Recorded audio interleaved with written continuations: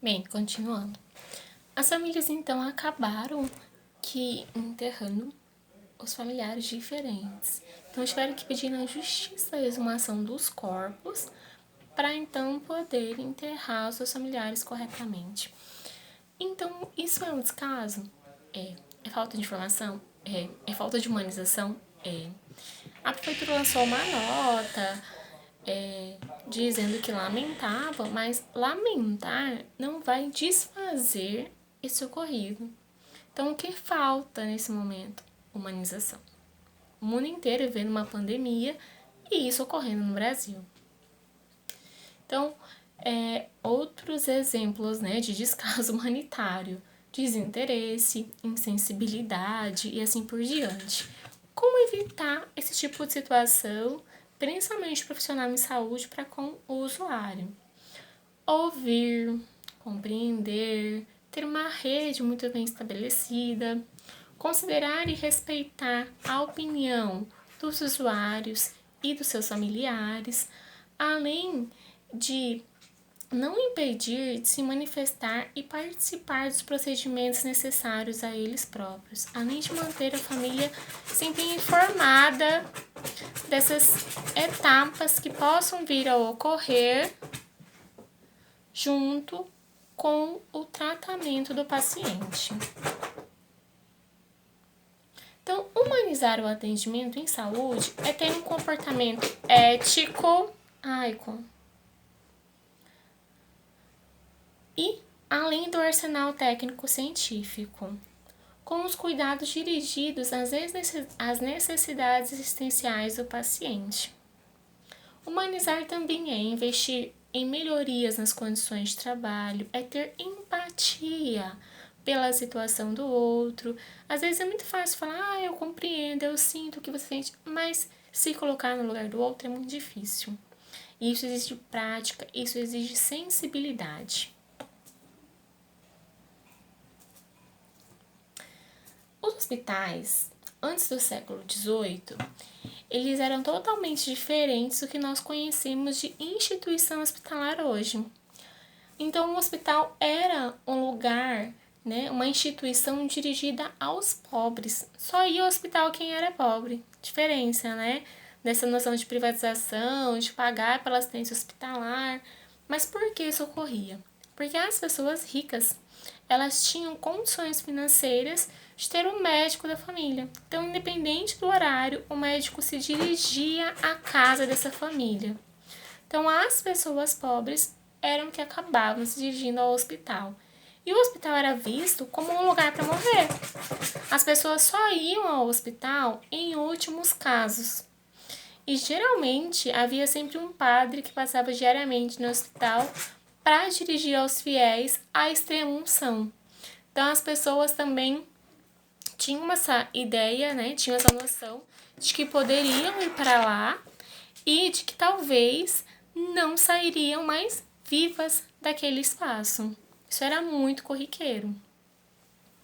Então, o pobre, sendo pobre, né, vivia essa exclusão social quase que constantemente, né.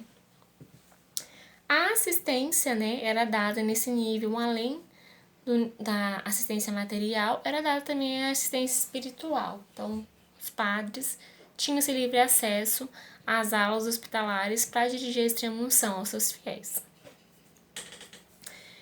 Havia humanização, mas não havia os conhecimentos técnicos necessários.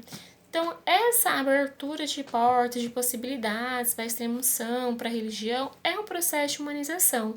No entanto, por que as pessoas ainda vinham a morrer? Que faltava um conhecimento científico. Então, eles não deixavam os pobres morrer por mero descaso. Na verdade, faltavam, sim, medicamentos, faltavam pesquisas em saúde e, principalmente, aparatos técnicos para evitar que essa população adoecesse e chegasse às vias de fato da morte. Como ficou a situação dos hospitais após o século XVIII? Essa noção de hospital, de atendimento mudou e começa a se constituir o que a gente entende de assistência hospitalar hoje. Então, esse enfoque, né, marcado na doença, esse enfoque biológico que se dá no ser humano, fez com que os profissionais de saúde acreditassem no sofrimento como um produto do padecimento, obedecendo rigidamente aos conhecimentos aprendidos na faculdade. Parece ter sido deixado de lado o sofrimento global da pessoa, física e emocional. Então, agora, o que era interessante nos hospitais depois do século XVIII era a patologia, os fatores biológicos, o que o corpo sente que pode indicar algum tipo de doença. Então, o que era aplicado nos hospitais após o século XVIII era apenas o conhecimento adquirido nas faculdades de medicina.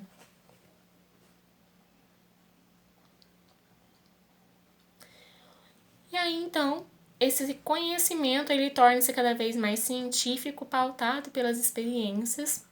Se nada normal aparecer numa ressonância magnética, em algum tipo de exame, conclui-se que essa pessoa não está doente.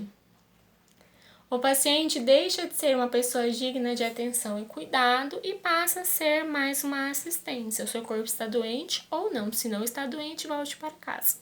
Então, eles nem consideravam as doenças psicossomáticas, as doenças de sofrimento mental, como ansiedade, pânico, depressão. Isso não era levado em consideração naquele momento ainda. Isso está mais nos estudos e na literatura recente, a partir do século XX para cá. Para ser um instrumento de aprendizagem e de estatística de pesquisa, passou até a representar uma fonte de recursos econômicos para as instituições.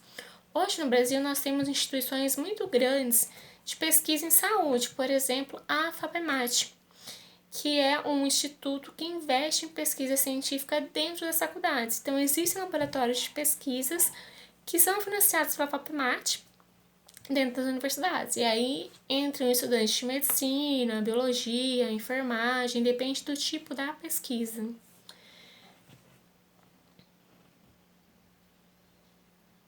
Esses avanços no conhecimento, tanto da técnica quanto das doenças, ela tem uma forte repercussão na área da saúde.